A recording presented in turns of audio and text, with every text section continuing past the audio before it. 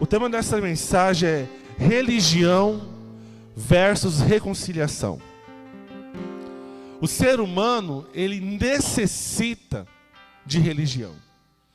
Tanto é porque todos os povos da terra, o que mais concentra e conserva a unidade da sociedade em qualquer povo, chama-se religião. Seja ela o cristianismo, seja ela o budismo, o islamismo, o espiritismo. Dentro dos povos indígenas temos diversas religiões. Na Ásia temos diversas religiões. Porque o ser humano sente uma necessidade intrínseca de se conectar com o divino, com algo transcendente. E a palavra religião, que vem do latim religare, significa religar algo. Ou seja, algo está desligado e você vai lá e religa. Então a religião é uma tentativa de religar o homem com Deus. E é interessante que muitos de nós vivemos religiosamente pensando nisso. Nós temos que ser religados a Deus. Mas na palavra do Senhor, de Gênesis e Apocalipse, Deus nunca quis que nós fôssemos religados a Ele, mas que nós fôssemos reconciliados com Ele. E hoje nós vamos ver essas pequenas diferenças sobre o que é viver uma religião e o que é ser reconciliado.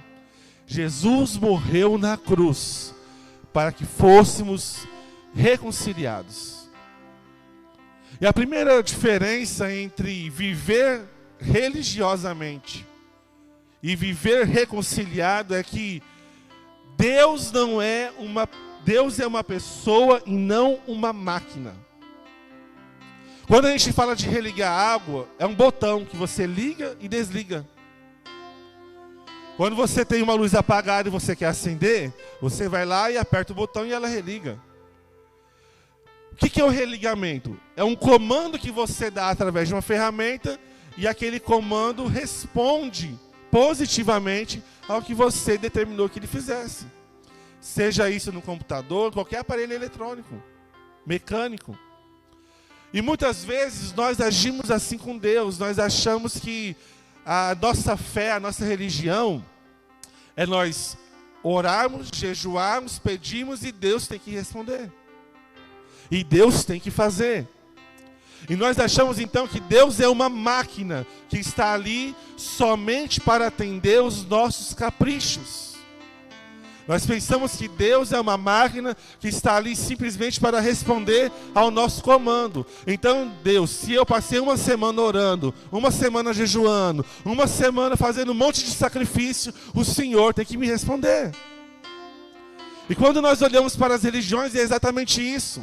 Quando a pessoa vai no centro de macumba, ela faz lá um sacrifício, o Deus deles tem que fazer.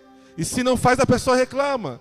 E muitas vezes nós trazemos isso para a nossa relação com Deus. Durante essa pandemia eu vi várias pessoas bravas com Deus, porque oraram para Deus salvar vidas e aquela pessoa morreu. Jejuou para que o Covid não matasse seu pai ou sua mãe, mas matou. Porque eles viviam uma religião. Pensavam que era só apertar o botãozinho que sempre apertaram e Deus era obrigado a fazer o que eles queriam. Mas eu quero te dizer essa noite que Deus não é uma máquina, Deus é uma pessoa. Deus é uma pessoa que quer reconciliação e não religação. Não é apertar um botãozinho e acabou. Para aqueles que estão casados, quando o casal briga, é só um botãozinho que você aperta para poder voltar em paz em casa? O marido pisa na bola, aí pensa que é só lá comprar uma florzinha e entregar para a mulher que está tudo resolvido? É assim que funciona? Não, senta, vamos conversar. Senta, vamos resolver, porque nós precisamos nos reconciliar. Nós temos que aprender a viver com Deus, entendendo que Deus é uma pessoa. Você não pode simplesmente fazer coisas contra Deus, virar as costas e pensar que Ele é obrigado a fazer o que você quer. Deus tem nos chamados para nos reconciliarmos com Ele. Quando eu olho, eu gosto muito de estudar Gênesis, porque eu creio muito que a reconciliação é nós voltarmos à nossa origem. A origem que foi perdida por causa do pecado ali no Éden. E quando Adão e Eva, eles pecam, havia ali um padrão de relacionamento de Adão com Deus. Na viração do dia, no entardecer, o que seria hoje em torno de 6 horas, 5h30, 6 horas até 6h30, Deus vinha no jardim para conversar com Adão. Deus tinha um relacionamento com Adão no jardim. E um dia Adão peca e Adão erra. E então Deus vem. É interessante que Deus continuou indo no lugar de encontro. Deus continuou indo no mesmo horário, ali para falar com Adão. Mas Deus chegou no lugar do ponto de encontro. Mas Adão não estava. E se você ler o texto bíblico, Deus não perguntou: Adão, o que você fez? Porque a religião nos ensina a fazer isso. A religião pergunta para a gente: o que a gente fez? O que você fez? Mas essa não foi a pergunta que Deus fez para Adão. Sabe qual foi a pergunta que Deus fez para Adão? Adão, onde você está? Deus não estava preocupado com o que Adão fez, porque Deus já sabia o que ele tinha feito. A preocupação de Deus era: nós tínhamos uma relação, Adão. Todo dia, no entardecer, nós estávamos aqui juntos para conversar, mas você não está. Então onde é que você está? Nós tínhamos uma relação, Adão, mas você não quer mais essa relação? A religião nos faz, amados, nos distanciar de Deus, pensando que Deus está preocupado sobre o que nós fazemos. E Ele derrama culpa, a religião derrama culpa no nosso coração. Pensando: você falhou, você errou, você não consegue, Deus não te ama, Deus não te quer.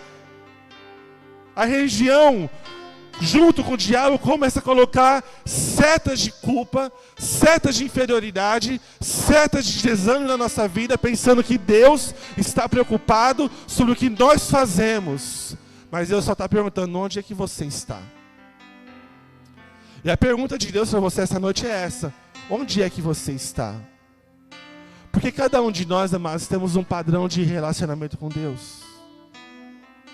Nós temos um lugar secreto com Deus. Nós temos um lugar de intimidade com Deus. E talvez você está aqui esta noite e você pense que o seu lugar de intimidade é o culto. É estar aqui, neste templo, neste culto, ouvindo a palavra, adorando a Deus junto com os irmãos. Não. O seu lugar secreto é você com Deus. E talvez você está vivendo uma vida religiosa, mas Deus está te dizendo essa noite: onde você está? Porque eu estou indo no mesmo lugar que eu te encontrei a primeira vez. Eu estou indo no mesmo horário que eu te encontrei a primeira vez, mas às vezes eu não estou te achando lá. Então nós temos que entender que não são as nossas atitudes que determinam as ações de Deus. Mas se estamos dispostos a nos reconciliar com Deus de maneira completa. O texto diz aqui: assim, conhecendo o temor ao Senhor, procuramos persuadir outros. Deus sabe que somos sinceros. Isso aqui é relação pessoal. Paulo falou assim: ó, Deus conhece o nosso coração, Deus sabe quem nós somos, e Deus sabe da nossa sinceridade, Deus sabe da nossa capacidade. Paulo mantinha um temor, mas um temor de relacionamento. Porque Paulo estava preocupado mais com a relação que as pessoas tinham com Deus do que simplesmente com a religião. E eu creio muito firmemente, amados, que Deus tem levantado essa igreja aqui em Jaguarão, não para ser mais uma religião na cidade, mas para ser um ponto de reconciliação com Deus. Você crê nisso? Essa casa, este ministério não é um ponto de religião, mas é um ponto de reconciliação das pessoas com Deus. Você é um canal de Deus para reconciliar as pessoas com Deus. Esse é o nosso chamado. É isso que Deus tem nos dado. Segunda coisa que eu vejo sobre essa religião versus a nossa reconciliação. Nós temos que ter fé e não crenças. A religião nos ensina a ter crenças. Isso pode, isso não pode, isso pode, isso não pode. Começa a elencar uma lista de regras, deveres a se cumprir, uma série de ferramentas que a gente tem que usar. Começa a levar, a encaminhar a gente para o misticismo, a pensar que tudo à nossa volta é uma listinha do que pode, do que não pode, do que dá certo e do que não dá certo. Mas fé não tem nada a ver com isso. A crença opera nas aparências, mas a fé opera no coração. Olha só o que diz aqui o texto. Versículo 12, leia aí comigo. Estamos mais uma vez nos recomendando a vocês, nada disso. Olha só o que Paulo diz.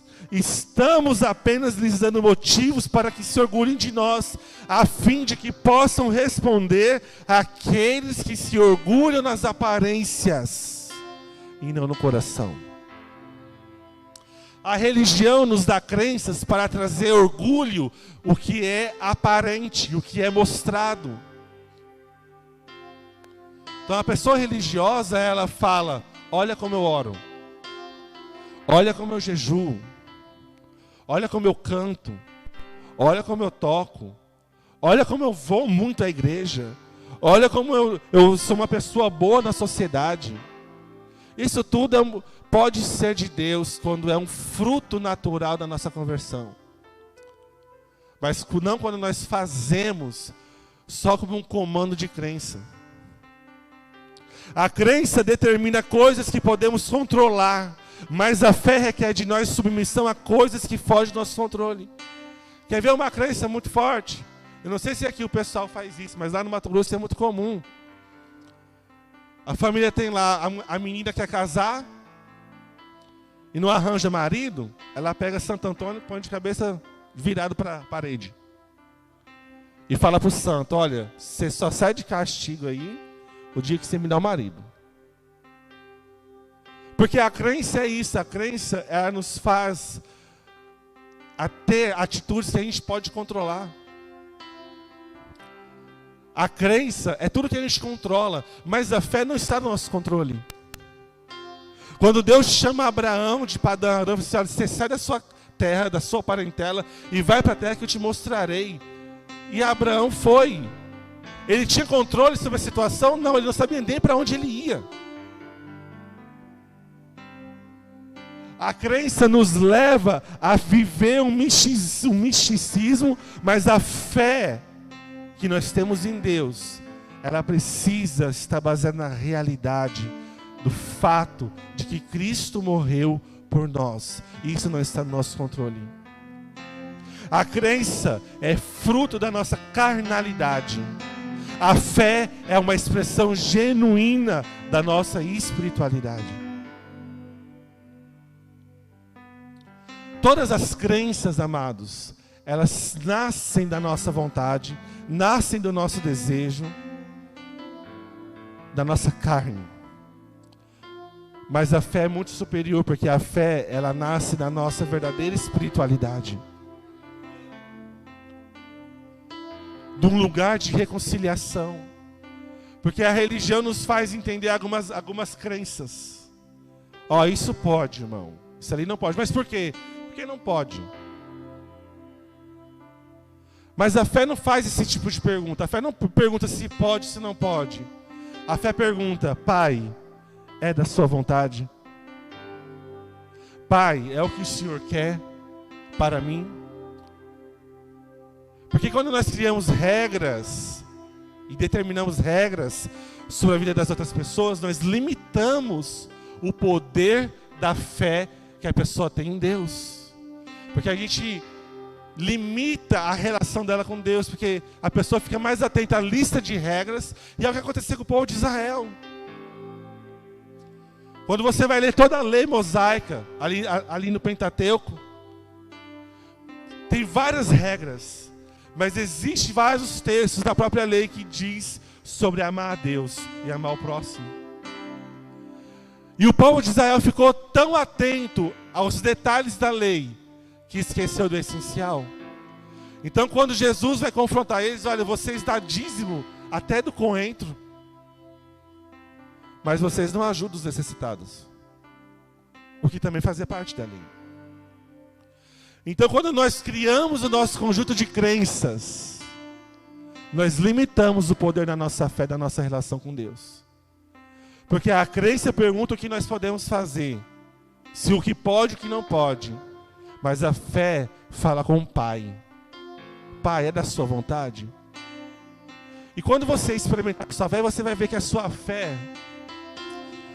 e muitas vezes, vai ser mais rígida do que as suas crenças. Porque às vezes o que Deus vai pedir de você é até coisa lícita. Porque Ele quer um lugar de intimidade com você. Deus quer tirar da nossa vida tudo aquilo que atrapalha a nossa relação com Ele.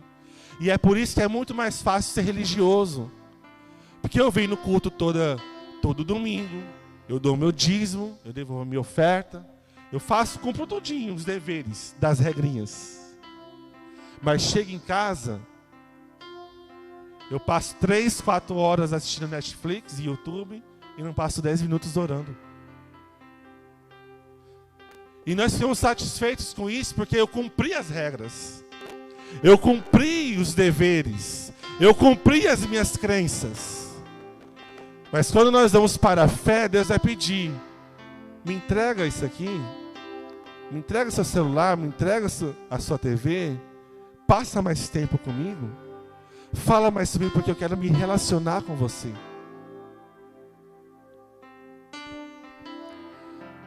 A terceira coisa que eu vejo sobre isso: a motivação na nossa vida precisa ser altruísta e não egoísta. O verso 14 diz assim: de qualquer forma, o amor de Cristo nos impulsiona, porque cremos que Ele morreu por todos, e também cremos que todos morreram. Ele morreu por todos para que os que recebem sua vida nova não vivam mais para si mesmos, mas para Cristo que morreu e testemunhou por eles. A religião nos torna pessoas egoístas. A reconciliação nos torna pessoas altruístas. A fé cristã, irmãos, os verdadeiros filhos de Deus, eles sempre vão estar na contramão da cultura local. Em qualquer região do mundo, você vai ver que a fé cristã é a mais atacada, porque ela é contracultural. Porque todas as religiões são egoístas. No budismo, a pessoa tenta se sacrificar o máximo possível para alcançar algo bom para ela. No espiritismo, as pessoas estão querendo satisfazer a sua carência da falta de alguém. Na macumbaria, as pessoas querem receber algo para elas mesmas. E até dentro das igrejas evangélicas tem pessoas que são egoístas porque são religiosas. Então ela faz uma campanha de oração, 7 semanas da bênção, não sei do que ela quer receber algo de Deus. Isso é egoísmo. Mas quando nós olhamos para Cristo na cruz, aquele que morreu por nós vemos o contrário. Nós vemos um Deus que se entregou, que morreu por nossa causa. E na religião, é nós que temos que morrer pela causa do Deus. Mas na fé cristã não, é Deus que morreu por nós.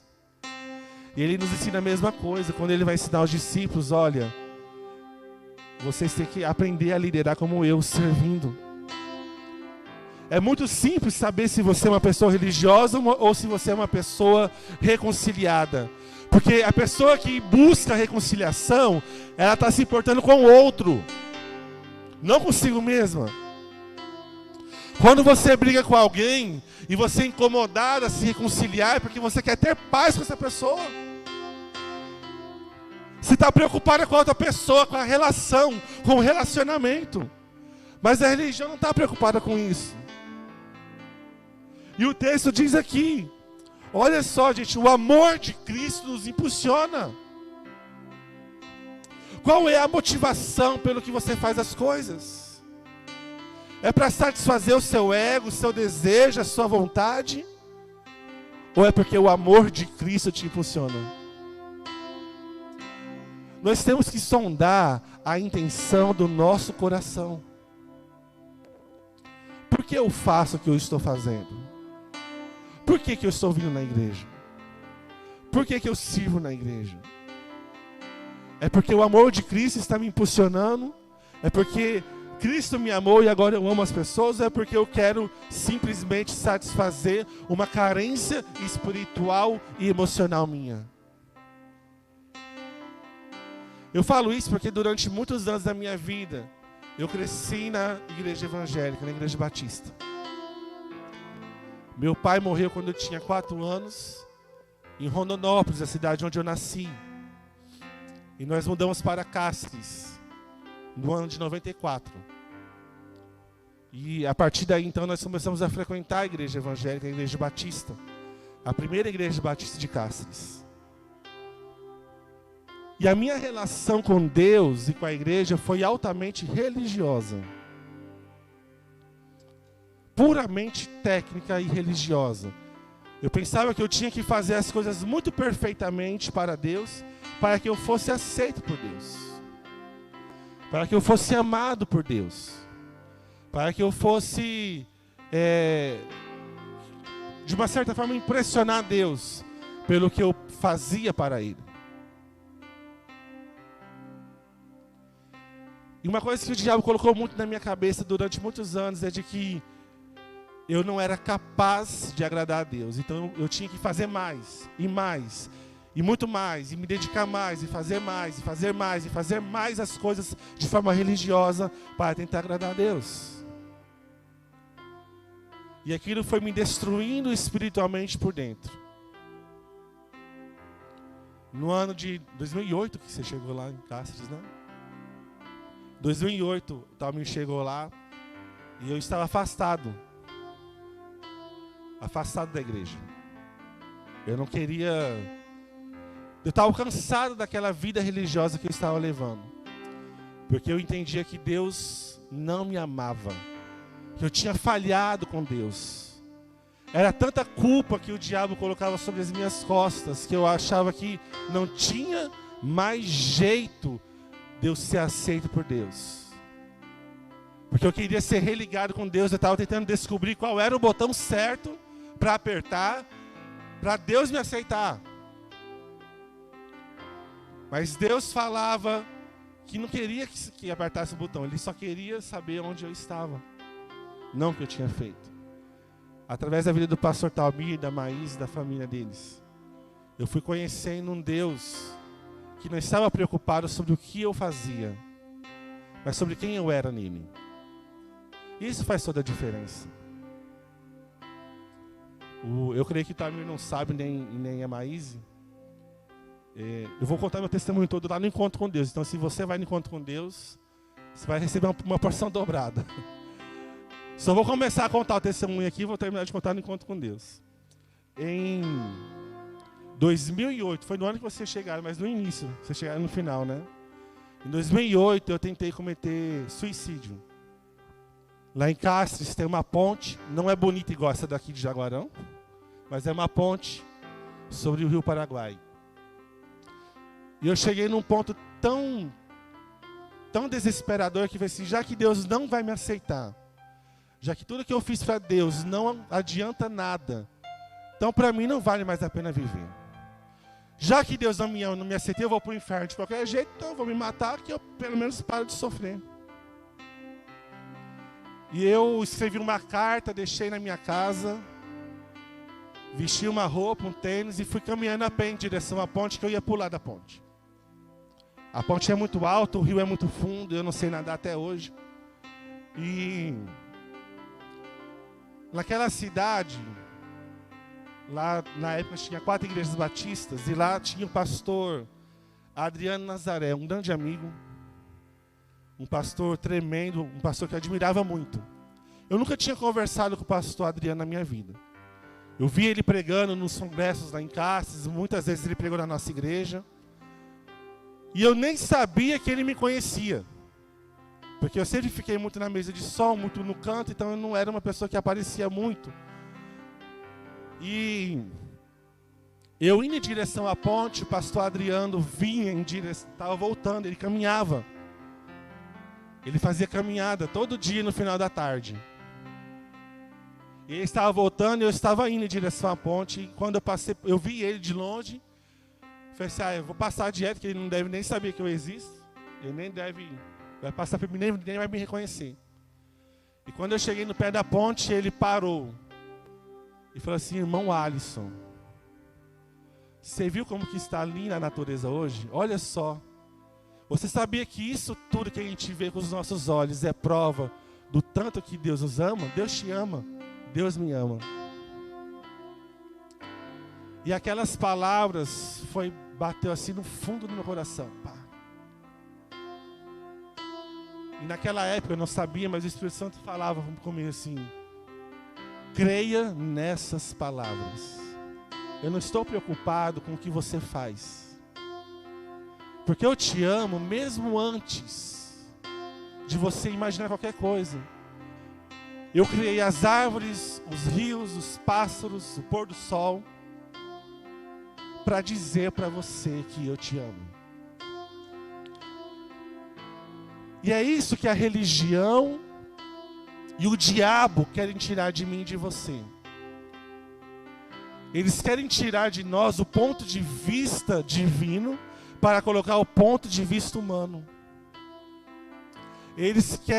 A religião quer tirar de nós a capacidade de enxergar os sinais do amor de Deus na nossa vida.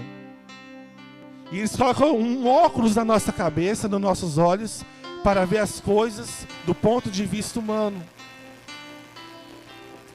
Olha só o que diz o verso 16.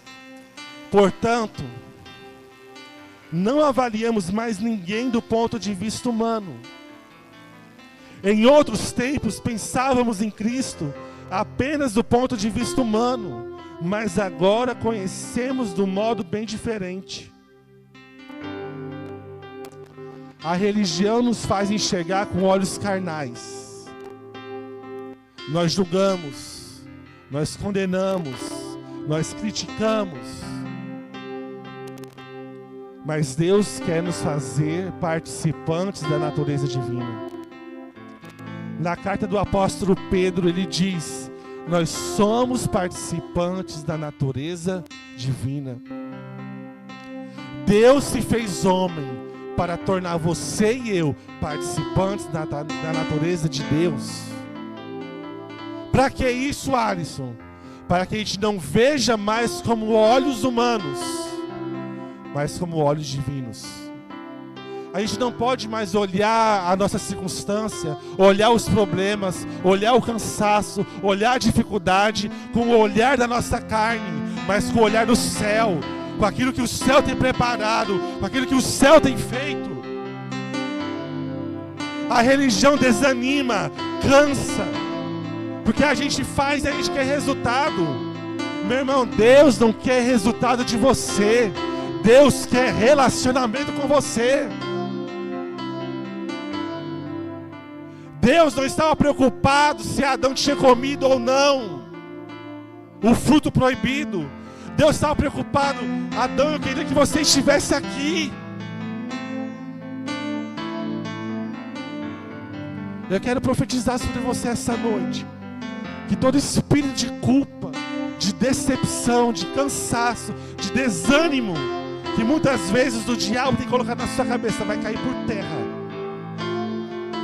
Porque Deus vai começar a restituir e reconciliar a sua vida com Ele. É para isso que nós somos chamados. Para viver uma vida de reconciliação. E reconciliação é uma caminhada diariamente com Deus.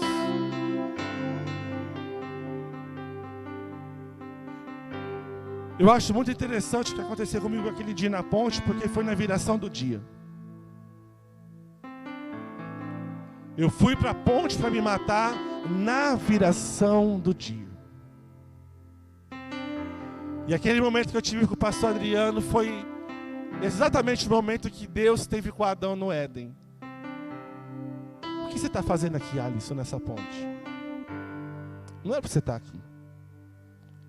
Mas Deus, eu fiz isso. Eu não estou perguntando o que você fez. Não era para você estar aqui. E a pergunta de Deus para você essa noite é isso, meu irmão. Onde é que você está? Será que Deus está te achando no lugar de encontro que Ele quer com você? No seu secreto, no seu íntimo? Às vezes você está aqui essa noite e você vive uma vida religiosa, ou conhece pessoas que vivem uma vida religiosa. E às vezes isso está pesando sobre a vida. As suas crenças, as suas vontades, os seus desejos. Mas o que Deus quer de nós nessa noite é que nós estejamos nele, que a gente seja encontrado nele. É isso que Deus deseja de mim e de você, irmão. Nós temos que parar de viver uma vida mecanizada com Deus.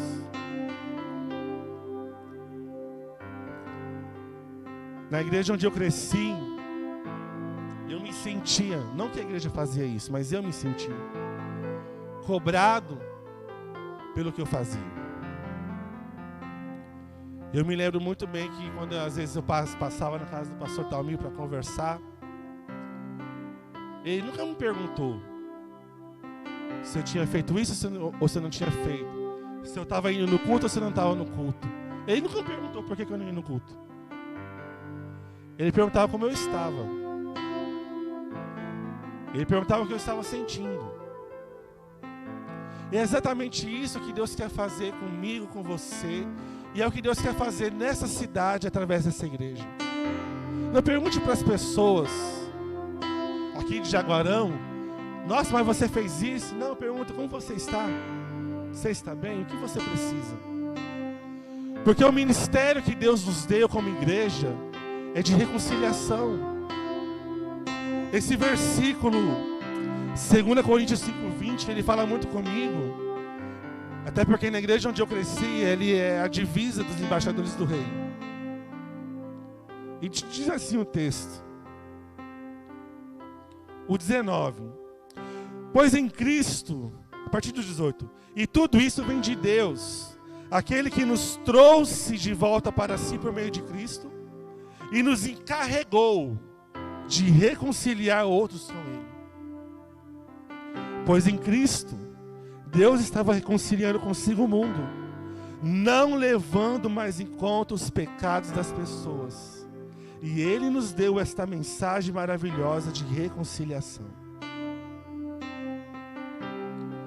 Você é chamado para reconciliar as pessoas com Deus. Você não é chamado para levar as pessoas a trocar de religião. Que muitos querem fazer isso, né? A pessoa vem para a igreja, aí se torna aquela pessoa chata, insuportável, que quer que o outro mude de religião. Não, meu irmão, Deus não quer que as pessoas mudem de religião. Deus quer reconciliar o homem com Deus. Deus quer reconciliação, não é religião. Então tire isso da sua cabeça. Ah, fulano não vem na igreja, então a pessoa precisa vir para a minha igreja. Fulano tem que fazer isso. Não, fulano tem que conhecer Deus, Jesus, se arrepender e transformar de vida.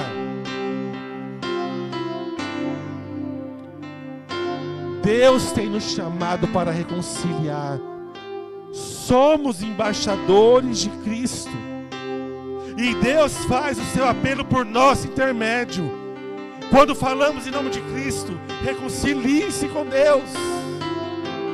Essa é a mensagem. Reconcilie-se com Deus. Fale com Deus. Converse com Deus.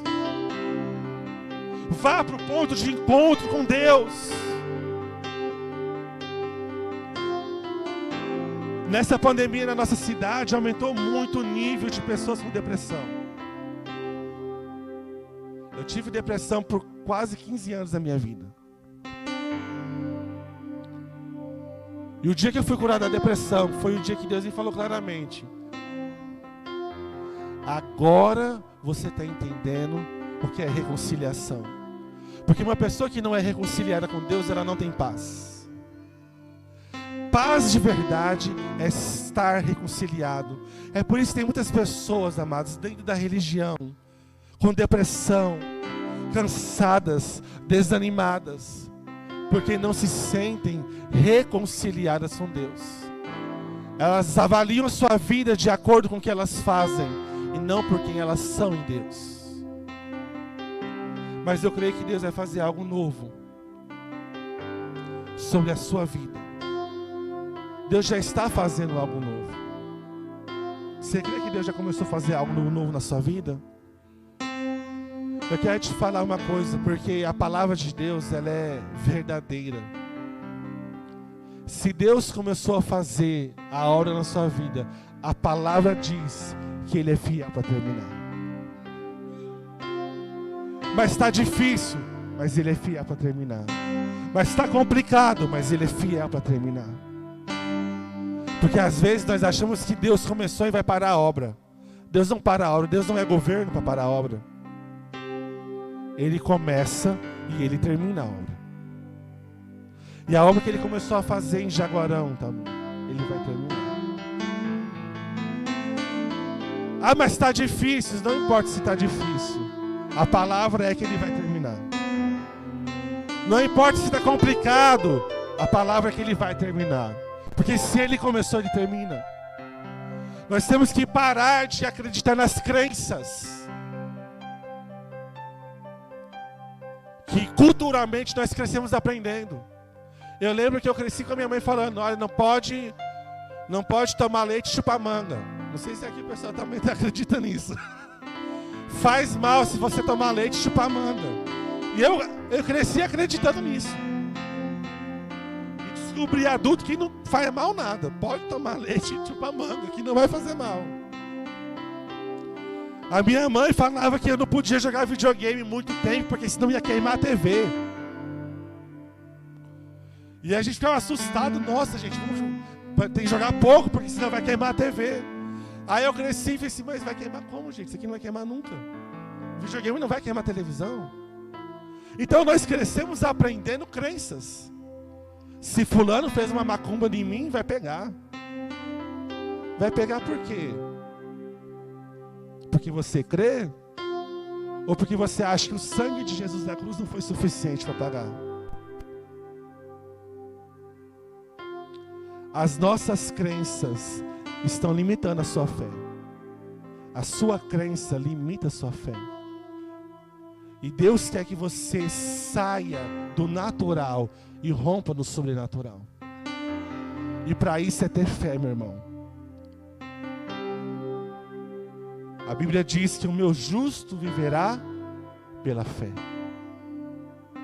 Quando a gente rompe com as nossas crenças, a gente começa a subir degraus na fé. E quando você sobe os degraus da sua fé, você começa a ver coisas extraordinárias acontecerem. Porque você não está mais limitado. Ah, fulano rogou uma praga contra mim. Chama cá que eu vou abençoar ela. Ah, fulano falou mal de mim. Pode chamar ela aqui que eu quero dar um presente para ela. A fé nos faz romper os nossos limites e andar no sobrenatural. E eu creio que Deus vai fazer isso com você na sua vida essa noite. Hoje é dia de você se reconciliar com Deus. Mas eu já me converti, já batizei. Não estou perguntando se você é batizado. Estou perguntando se você levantou a mão e aceitou Jesus. Eu fui batizado em 2003. Aceitei Jesus. Mas ainda não me senti reconciliado com o Senhor. Ainda tinha muitas crenças que eu acreditava que limitavam a minha fé. E esse texto de 2 Coríntios, que Paulo diz, é um convite que ele faz. Deixe de lado o velho homem e se torne um novo homem. Deixe de lado as coisas do passado e comece a viver algo novo, algo diferente. A gente está achando que a nossa vida é só isso aqui mesmo. Não, meu irmão, Deus tem muito mais para fazer. Deus tem muito mais para falar, para profetizar. Deus tem muito mais para transformar essa cidade. E Ele conta com você.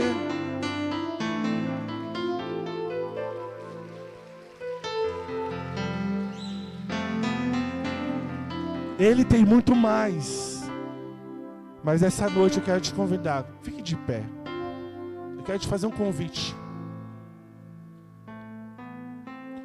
Deus tem me incomodado muito esse dia sobre isso. O convite que eu quero fazer essa noite para você é muito simples. O que você precisa entregar para Deus? Dos seus desejos, das suas vontades, das suas crenças.